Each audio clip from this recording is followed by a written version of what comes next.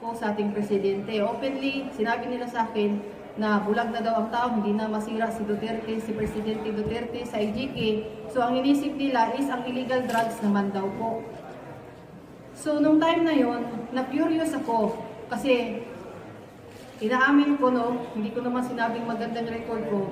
Talagang after noon talaga, binabaat ako ni Father Alejo na may sobre na 20,000 doon sa upuan ko.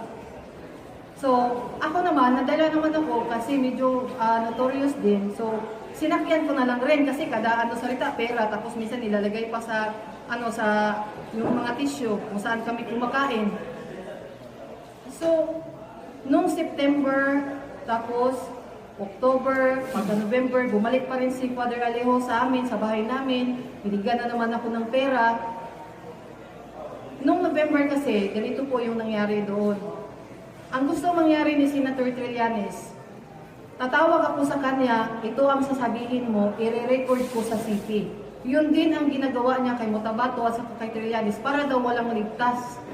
So every time na ito tatawag ako sa ito ang sasabihin mo, ganito, ganyan, ganyan, tatawag ako ulit. So nire-record nila sa audio kung ano yung pinagsasabi namin. Kaya para matakot kami na bumalik na daw. So at that time, doon na nag-first na meron silang pinadala sa akin na draft na affidavit.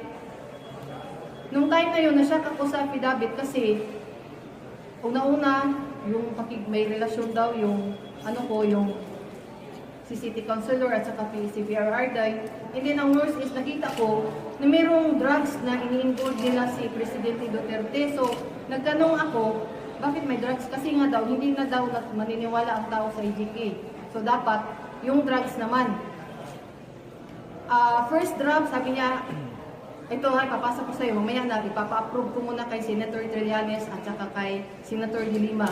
Tapos pangalawa, hindi, uulitin ko na naman, second draft na naman, hanggang nag-third draft, fourth draft, and then nag-decide sila na pumunta daw ako ng Maynila. Nandito yung mga forward sa akin ng yung back and forth na mga yung pamasahe papuntang Manila at saka yung ticket ko na nung December yung pagpunta ko ng Manila rin.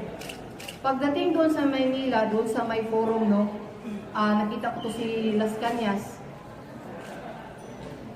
Sa kanilang forum, makikita mo sa amin pag-uusap, never sila nagsalita na mga kundi sasabihin nila, hanapan natin ng paraan na bumagsak yan. Actually, may text pa nga si Atty. Sabio nga, yung yung testimonyo, muhagsak mo, Bisaya pa, muhagsak lagi na si Presidente Duterte, anak.